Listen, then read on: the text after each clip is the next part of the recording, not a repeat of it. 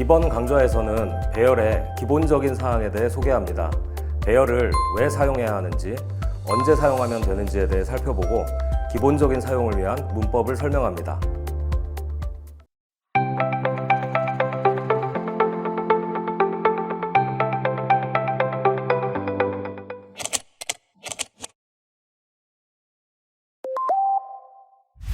이번 시간에는 배열에 대해서 살펴보도록 하겠습니다. 자, 그래서 배열을 살펴볼 텐데요.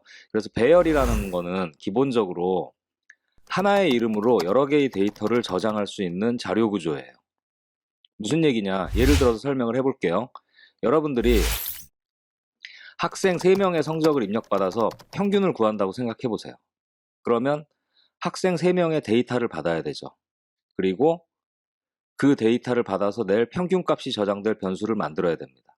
이렇게 ABC 만들었고요. 에버리지 만들어서 3개를 입력받아서 평균을 구하려면 더해서 3으로 나누면 되겠죠. 소수점까지 찍히기 위해서 3.0이라고 썼어요. 그리고 플롯 하면은 평균이 찍히겠죠. 3명의 성적을 입력받아서 평균을 구한다고 생각하면 이렇게 하면 돼요. 자, 그런데 여러분들이 3명이 아니라 100명의 성적을 입력받아서 평균을 구한다고 해보세요. 이 소스 코드가 어떻게 바뀌어야 되겠죠? A, B, C, D, E, F 해가지고 100개 만들어야 되겠죠. 100명의 성적을 저장하려면 필요해요. 무엇이 필요해? 데이터를 저장할 공간이 필요해요. 몇 개가 필요해요? 100명을 저장하려면 100개가 필요하다는 거죠. 이렇게 100개의 변수를 사용하겠냐는 거죠. 그래서 학생 3명의 점수, 학생 100명의 점수는 동일한 종류예요.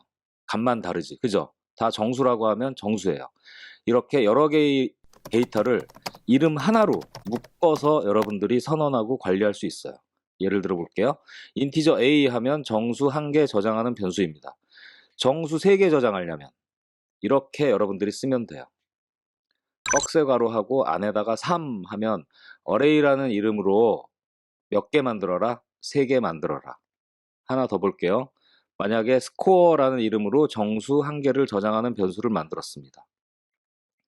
정수 100개를 저장하는 스코어는 이렇게 만들 수 있어요. 스코어라는 이름으로 몇 개 만들어라? 100개의 공간을 만들어라 라고 이렇게 꺽쇠가로 형식으로, 이게 문법입니다. 이렇게 꺽쇠가로 형식으로 묶어서 크기를 정해주면 이를 배열이라고 하고 배열을 선언한 거예요. 컴파일러한테 나 어레이라는 이름으로 3개 공간 만들어줘. 스코어라는 이름으로 100개의 공간을 만들어줘 라는 얘기고요. 그래서 이 배열, 이렇게 int 스코어 100 하면 보세요. 동일한 종류의 데이터, 정수죠. 정수형 데이터 여러 개, 몇 개? 여기서는 100개를 하나의 이름으로, 이름은 스코어, 묶어서 선언할 수 있습니다. 이게 그럼 메모리에 어떻게 저장이 되느냐? 메모리에 저장되는 방법은 방이 만들어져요. 이렇게. 방이 만들어지는데 몇 개의 방이 만들어지겠어요? 100개니까 100개의 방이 만들어지겠죠? 그래서 인티저는 4바이트라고 치면 4바이트 곱하기 100 해서 400바이트의 공간이 만들어집니다. 배열은 이게 다예요. 다음에는 변수 쓰듯이 이제 사용만 해서 쓰면 되는데, 그래서 배열을 쓸 때 중요한 게, 여러분들이 알아야 될 중요한 게 3가지가 있습니다. 그래서 배열은 먼저 첫 번째로 살펴보면, 이 그림을 봐서도 알겠지만 여기서부터 처음부터 끝까지 제가 그림을 어떻게 표현했어요? 쭉 이어붙여서 표현했죠. 그래서 배열은 메모리 공간에 연속된 공간이 만들어집니다.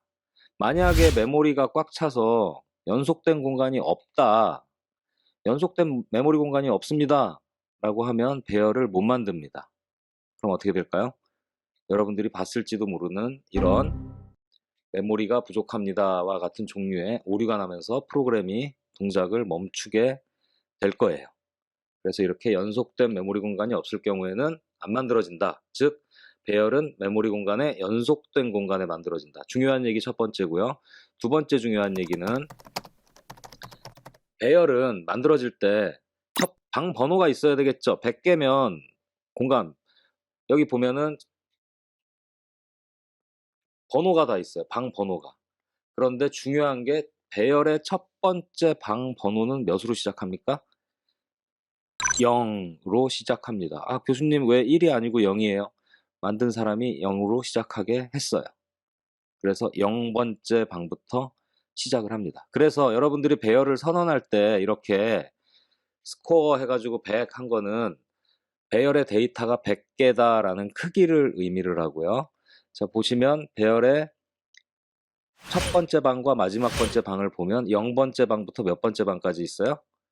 0번째 방부터 99번째 방까지. 개수는 총 100개죠. 방 번호입니다. 이를 배열의 첨자라고 하고 영어로 인덱스라고 해요. 인덱스. 배열의 인덱스 0번째부터 99번째까지 총 100개. 이렇게 배열의 첫 번째 방문은 0으로 시작합니다. 자, 그래서 세 번째 마지막으로 이제 배열을 여러분들이 사용하게 되면 99.9%, 99%가 아니라 거의 99.99%는 배열과 함께 무엇을 사용해야 하냐면 포문을 함께 사용합니다. 포문을. 그래서 왜? 반복의 횟수가 딱 정해져 있죠. 여러분들이 입력을 받건 계산을 하건 출력을 하건 이 배열 안에 있는 값에 어디엔가 접근하려면 반복의 횟수가 정해져 있어요. 얼마만큼? 배열의 크기만큼 접근을 해야 되겠죠. 그리고 여러분들이 여러 개의 데이터를 배열에 저장도 하고 계산도 하고 출력하고 할 때마다 여러분들은 반복해서 이 안에다가 배열의 인덱스를 늘려가며 또는 인덱스를 줄여가며 무언가를 해야 돼요. 그래서 반복의 횟수가 정해져 있고 배열을 쓴다 그러면 반드시 뭐랑 같이 쓰인다? 포문이랑 같이 쓰인다고 보면 돼요. 하나 예를 들어서 이렇게 하면 3번 반복하는 거죠. 3번 반복하면서 입력받아요. 어레이의 몇 번째 방에, i 번째 방에. 그리고 출력하는 거는 어레이 i의 번째 방을 출력하는 거죠.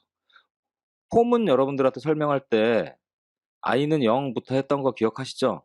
왜 i는 0부터, i는 1부터 3보다 작거나 같다라고 안 하고 왜 i는 0부터 3보다 작을 때까지라고 했냐? 배열의 시작을 0번째 방부터 하기 때문에 보통 횟수를 카운팅하는 변수인 이 i는 보통 0부터, 특별한 경우가 아니면 보통 0부터 시작을 해요. 그게 버릇이 되니까 다른 그냥 일반적인 횟수를 카운팅할 때도 0번째 방부터 시작하는 겁니다. 자, 이게 끝이에요. 배열은. 기본적인 내용은. 그래서 지금까지 배열의 기본적인 내용을 살펴봤습니다. 여러분들이 필요한 작업을 하기 위해서는 필요한 데이터 수만큼 변수를 만들어야 돼요. 근데 이 필요한 데이터 수, 이 필요한 데이터가 동일한 작업에 여러 개의 동일한 종류의 데이터, 아까 얘기했듯이 뭐 30명의 성적을 구한다든가 100명의 성적을 구한다든가 뭐 주사위 값 뭐 이런 것들 동일한 종류의 데이터가 여러 개 필요한 경우가 있어요. 이때 여러분들은 배열을 사용해야 되겠다라고 생각하면 됩니다. 이제 앞으로 실습할 내용 중에 이런 내용들이 나올 텐데 이 어떤 내용들이 있는지 하나하나 보고 넘어갈게요. 다 실습을 하거나 여러분들에게 레포트로 제시를 할 거예요. 뭐 아까 살펴본 10명의 성적을 입력받아서 평균과 최고점, 최저점을 출력을 해보자 라는 거를 한번 고민해 보세요. 또는 10개의 숫자를 입력받아 큰 수에서 작은 수 순으로 쫙 나오게 정렬을 해보는 거. 할 수 있겠죠? 10진수를 입력받아 이진수 형식으로 출력해 보려면 어떻게 해야 될까? 배열을 활용해서 해라 라고 하면 어떤 방식으로 해야 될까? 주사위를 6000번 던져서 1부터 6의 숫자가 몇 번씩 나왔는지 출력을 해보자. 로또 번호를 추천하는 프로그램을 만들어 보자. 전부 다 배열을 활용해서 구현할 수 있습니다. 여러분들에게 다 배열을 활용해서 구현할 수 있는데 지난번에 설명했을 때도 그렇지만 배열을 사용해야 되겠다. 문제를 만났을 때 배열을 사용해야 되겠다라고 떠올려야 돼요. 배열을 사용해서 해라라고 여러분들에게 문제가 나가지 않습니다. 로또 번호 추첨기를 만들어라 라고 하면 로또 번호는 데이터가 6개인데 변수 6개를 만들 것인가? 배열을 생각해내야 된다는 거죠. 그래서 배열에 넣어야 하는 데이터는 무엇이다 라는 걸 여러분들이 생각을 해내야 돼요. 문법 앞에서 살펴봤지만 정말 간단합니다. 문법은. 개념도 어렵지 않아요. 그냥 이름 하나로 데이터 여러 개 관리하겠다는 거예요. 그래서 이제 이 영상을 마치고 실습을 통해서 배열 사용법을 알아볼 텐데요. 저것들 다 실습해보거나 여러분들에게 레포트로 낼 텐데 어떻게 하는지 차근차근 먼저 여러분들의 이해를 하기 위해서 기본적인 내용부터 실습을 통해서 배열의 사용법을 알아보도록 하겠습니다. 살펴본 바와 같이 배열은 동일한 타입의 데이터 여러 개를 묶어서 하나의 변수로 관리할 수 있는 자료입니다.